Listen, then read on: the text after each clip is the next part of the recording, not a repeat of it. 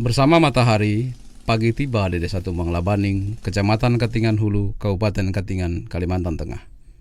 Kesibukan mulai menyapa penduduk desa yang tinggal cukup jauh dari ibu kota kecamatan itu.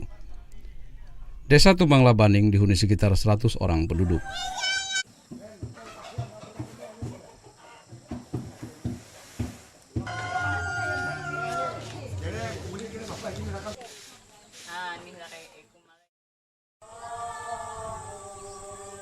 Sebagian kecil penduduk desa menganut agama Kristen Protestan.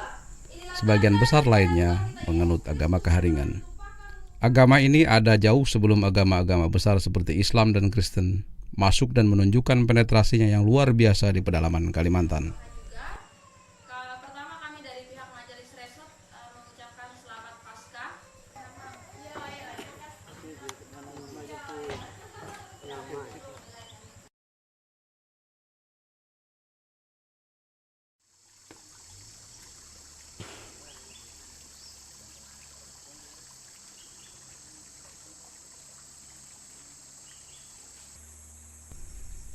Seperti kebanyakan warga di pedalaman Kalimantan Tengah, penduduk desa Tumbang Labaning menggantungkan hidup sepenuhnya pada alam. Kebutuhan hidup yang kian sulit terpenuhi sejak masa keemasan kayu yang telah berlalu membuat sebagian warga menjadi pencari emas dengan menggunakan mesin yang biasa mereka sebut sebagai mesin sedot.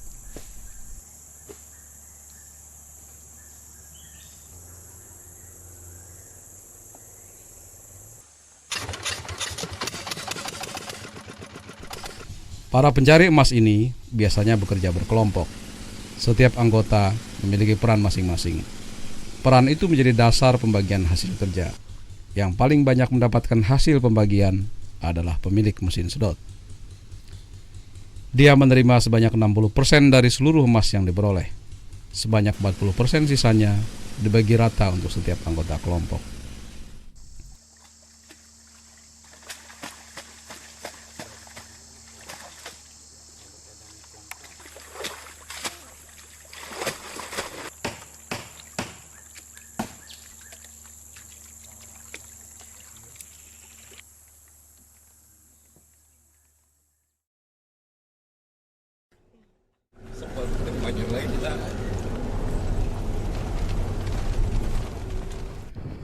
Untuk tiba di Desa Tumbang Labaning, cukup melelahkan dan melalui perjalanan panjang.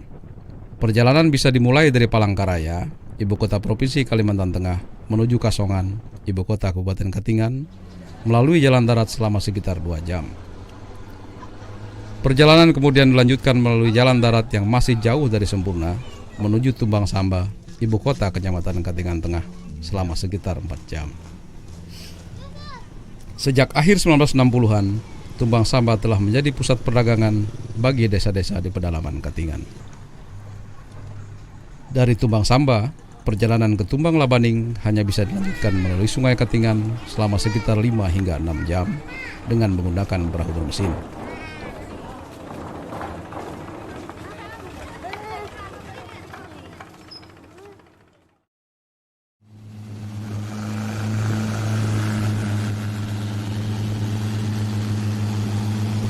Perahu harus melewati jeram-jeram yang dipenuhi batu-batu besar.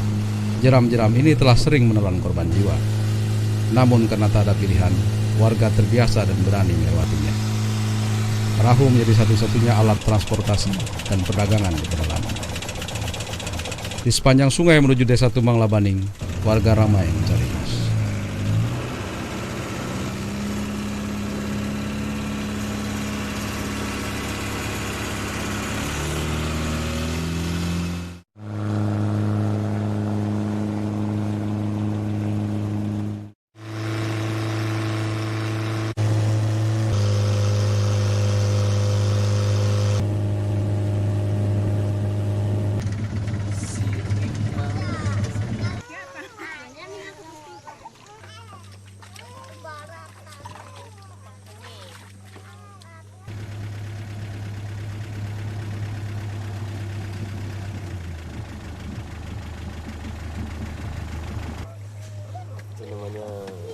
Kampung. Kampung.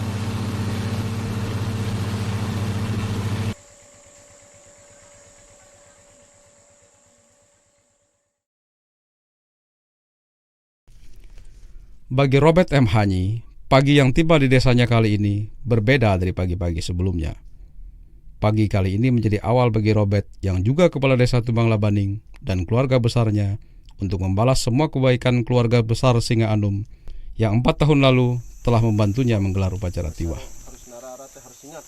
Nanti jika mun urak beputi itu misalnya bulu beputi itu saatnya ia berlaku itu harus ia membalih kerehnya harus beputi. Itu mun huang hajat ya, huang doa. Di saatnya ia tekereh membalih itu jika jangka dalam 1 tahun harus 1 tahun. Nah bila lewat bara 1 tahun gitu nah mungkin anak itu nah mungkin ada mengalami kesakitan hindai ikut itu nah. Habis jemari hajat aku nano. Iya. Kon huang anu teh kepercayaan teh.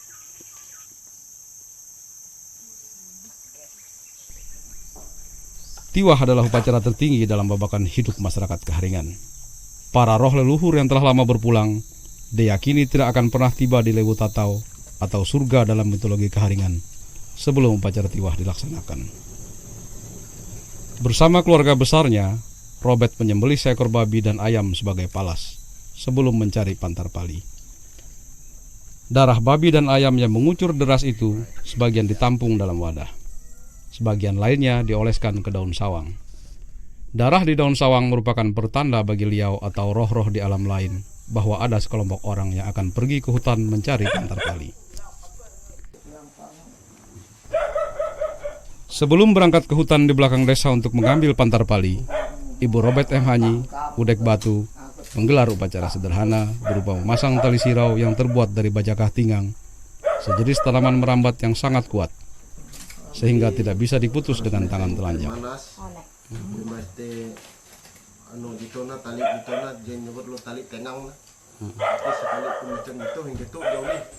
Kecuali empan lading atau gentingnya. Muka begitu keletih di kami di keletih teh harus. Pak gas ke mau bawa ke anu bau gas ke atus ke memanggil roh teh. Apa dia no. Makanya teh dia bau teh dia mendatangkan bihas itu kan bandang-bandang. Jadi nyempu ingaro uluh teh Pak mentehau roh-roh anu ikan. Jadi gitu karepa mentehau nu teh. Bahwa teh dari kehendak tu menggau Pantar Pali ikan na. Jadi mengganti ayun uluh makasih ke teh. Kan uluh je hendak melaksana tiwah juga. Ya, dengan mudahnya kareh kan anu jika narai acara jika kareh sekalipun kita tempayah tah teu diauli namun tauli gitu.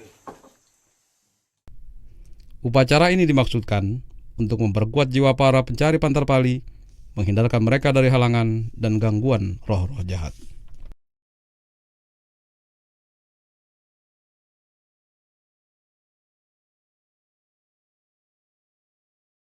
Sebelum berangkat mencari Pantar Pali, Robert dan Udek Batu, ibunya, mengunjungi Sandung, tempat tulang Singa Batu, ayah Robert yang telah menjalani upacara tiwah 4 tahun lalu.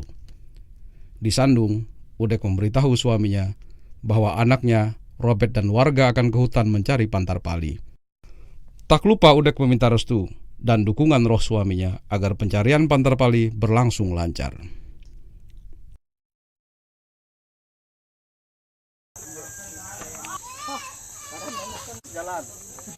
Pantar Pali adalah sebatang pohon kayu tabalien atau kayu besi atau kayu ulin yang dalam mitologi Kaharingan merupakan jembatan yang akan digunakan para roh leluhur pasca upacara tiwah untuk menuju surga.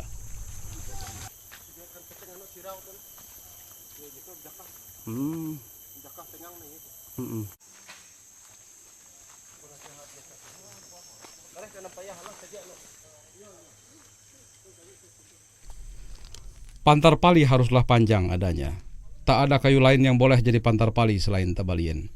Karena hanya tabalienlah kayu terkuat yang ada di muka bumi, sehingga ia berhak menjadi jembatan yang digunakan para roh menuju surga.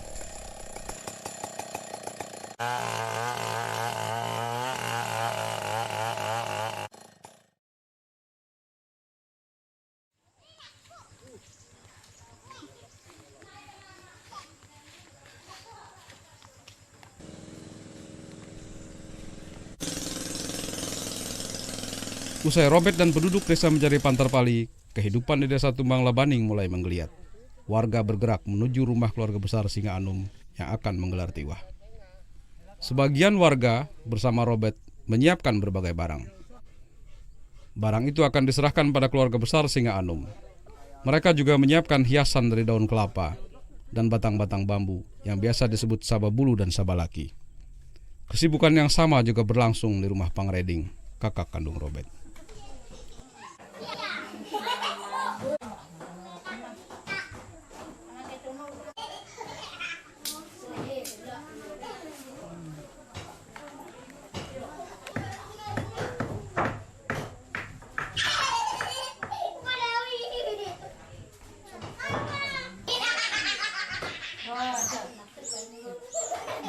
Kenang-kenangan ke jebu pede kan.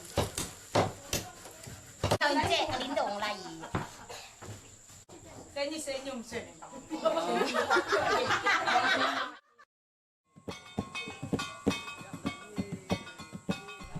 Mengisi waktu usai mencari Pantarpali dan menyiapkan barang-barang diserahkan pada keluarga besar Singa Anum, warga bermain kuntau. Bela diri yang diyakini berasal dari Cina ini pada era 1970-an hingga 1990-an sangat populer di Katingan. Salah satu guru kuntau yang terkenal di Sungai Katingan adalah Bue Salamat Kambe. Dia mengajarkan kuntau secara nomaden dari satu desa ke desa lain. Kadang ia menetap di desa tempatnya mengajar kuntau.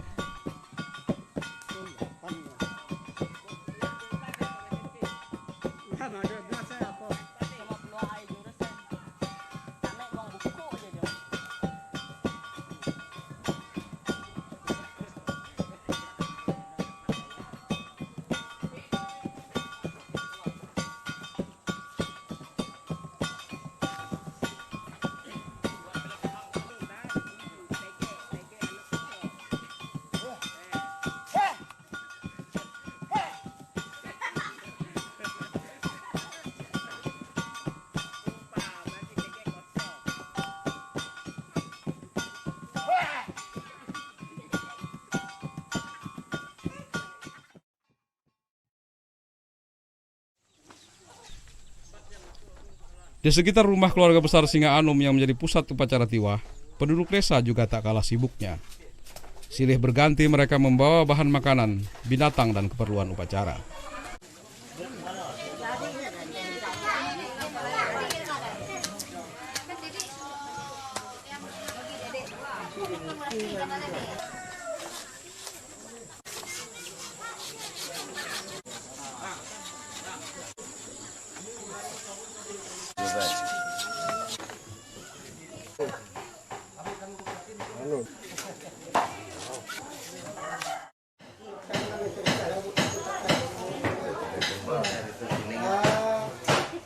Di dalam rumah, pisur atau pemimpin berbagai upacara dalam agama Kaharingan mulai membaca mantra dalam bahasa Dohoi, salah satu rumpun bahasa yang masih hidup di Katingan.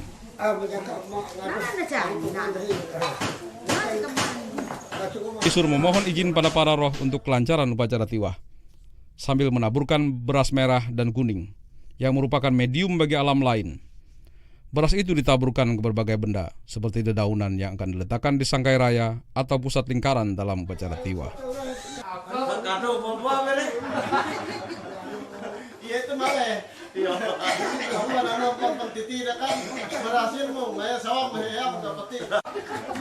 Jadi kayak mana nak sawah. Lebih silang-silang be. Sebelum alat musik berupa gong, kangkanung atau gong berukuran kecil, dan gendang diletakkan di balai pali, warga Dayak Ngaju yang beragama Islam ditugaskan menyembelih seekor ayam.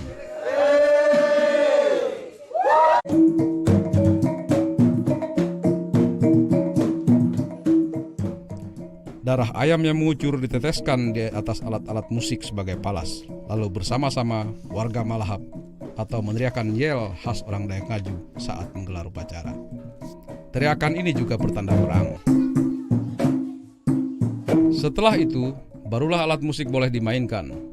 Robert dan beberapa warga kemudian memukul alat-alat musik itu sehingga menghasilkan irama yang khas.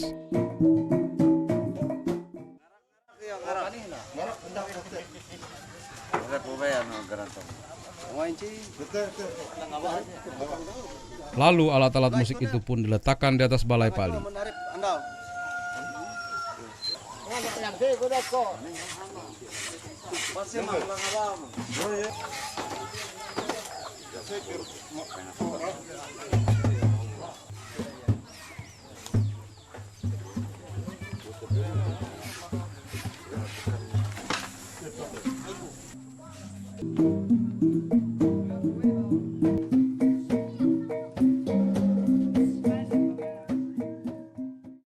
Bendera dari kain berwarna dasar seperti merah dan kuning diikatkan ke batang bambu yang bagian kulitnya telah dibuka.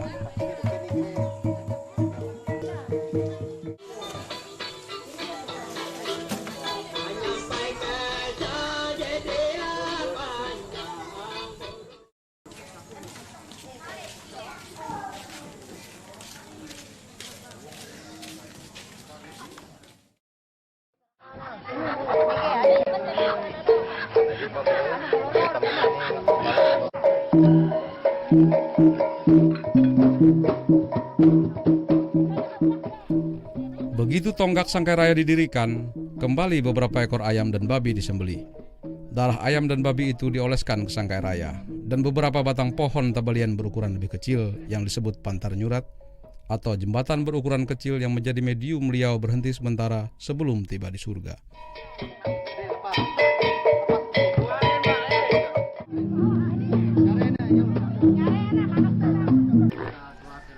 Ini juga bermakna sebagai palas pendirian Sangkai Raya dan pantar nyurat. Binatang-binatang yang disembelih dalam setiap babakan upacara tiwah ini bermakna sebagai permohonan izin dan berbagi dengan para roh di alam lain. Setelah beberapa ekor binatang disembelih, penduduk desa kemudian menganjan bersama mengelilingi Sangkai Raya. Menganjan berbeda dengan tarian lain seperti Manasai yang gerakan dan iramanya lebih cepat, juga gembira. Gerak menganjan sama dengan gerakan tubuh burung tingang atau burung enggang, burung suci dalam mitologi Keharingan.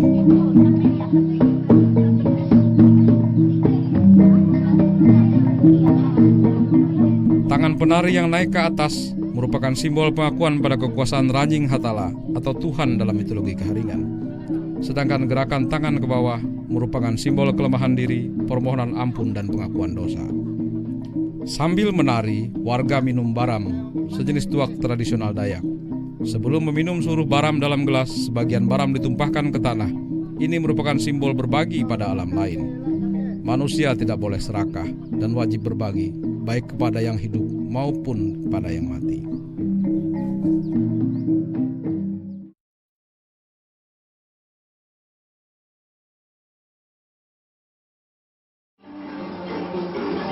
Tiwah biasanya dimulai pada saat bulan sedang penuh.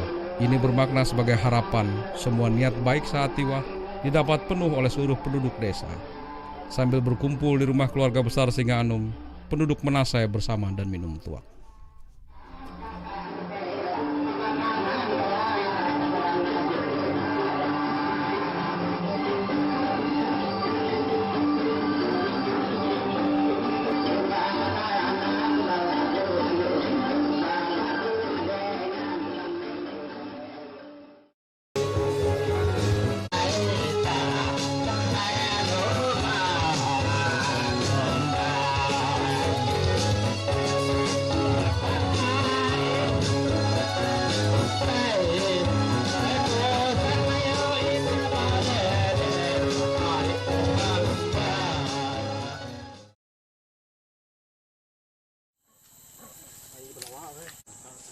Keesokan harinya, upacara tiwah dilanjutkan dengan najahan atau menggali kubur untuk mengangkat tulang leluhur yang telah lama berpulang.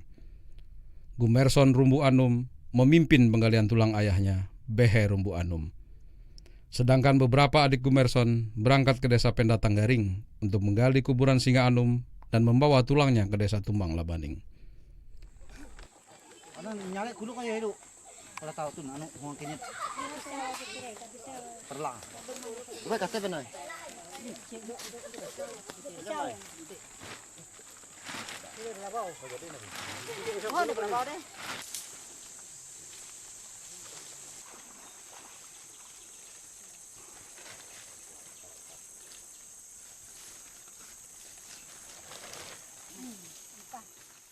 Tulang-tulang kemudian dicuci dengan air kelapa dan dibersihkan lagi dengan air sungai kecil yang berada di hilir kampung. Ini bermakna segala derita larut jauh ke hilir hingga bermuara ke laut lepas.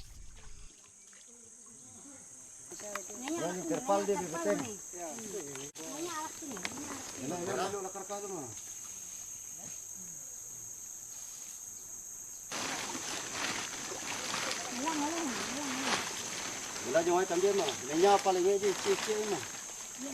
Tu ninduk dan tu kan kira kimnya. Bahala aja kan anu serangan anu spray nari ke situ spray. Baring kira. Dua je lu mah.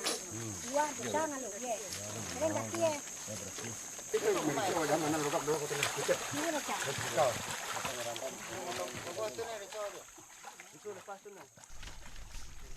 Anak dan cucu mereka yang telah meninggal berebut benda-benda berharga dari tulang-tulang yang dicuci. Mereka percaya benda-benda itu akan membawa keberuntungan dalam mengarungi kehidupan. Walau benda-benda itu nampak jelas, dia hanya bisa dilihat dan dimiliki atas kehendak beliau yang tulangnya sedang dibersihkan.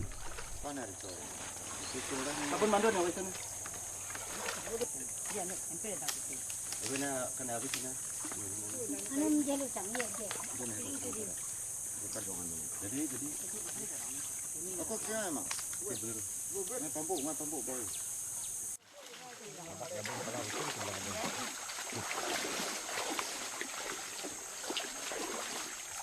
Menangis ke meja.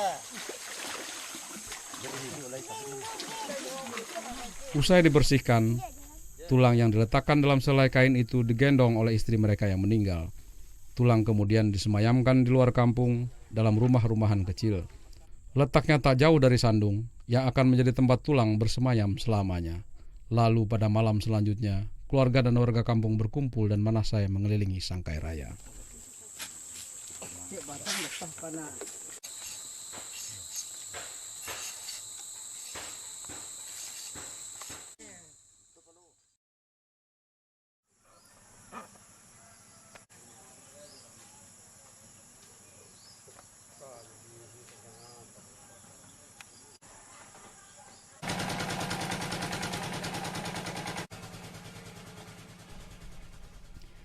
Pagi baru saja tiba, namun keluarga besar Robert M. Hanyi dan warga kampung telah sibuk menyiapkan barang-barang yang akan dibawa dan diserahkan pada keluarga besar Singa Anum.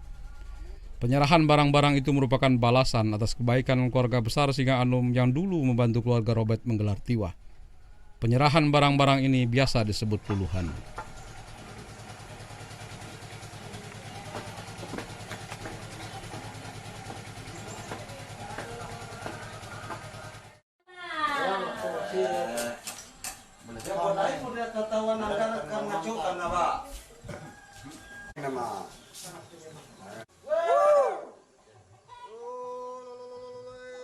Di rumah salah satu keluarga besar Singa Anum, anak-anak Beherumbu Anum bersiap membawa sebuah balanai atau guci berisi barang pali. Balanai diyakini sebagai bentuk nyata persentuhan budaya Cina dan Dayak Ngaju yang masuk melalui jalur perdagangan.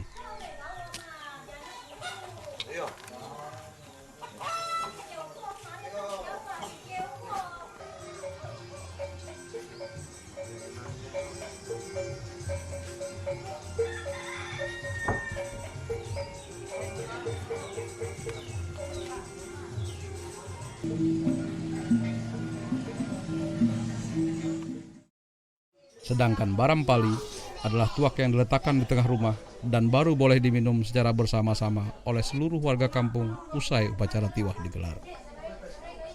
Sambil menunggu Robert dan keluarga besarnya, juga warga dari desa lain di sekitar Tumbang Labaning bersama-sama warga menyantap makanan seadanya. Dalam soal menyantap makanan, orang Dayak Ngaju juga orang Dayak di seluruh Kalimantan punya tradisi luhur.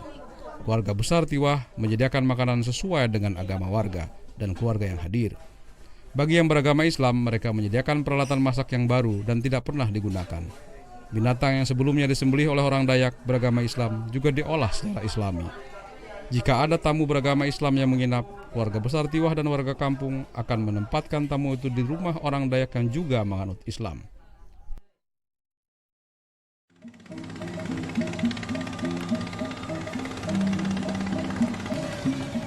Lalu tibalah saat luluhan. Warga dari desa yang berada di hulu Tumbang Labaning membawa barang-barang menggunakan perahu bermesin. Sambil melahap, mereka menyusuri sungai hingga ke hilir kampung, lalu mengitarinya sebanyak 3 kali. Orang Dayak selalu percaya pada angka dan hitungan ganjil, karena sesuatu yang jumlahnya ganjil selalu punya kesempatan dan kewajiban untuk menggenapkannya.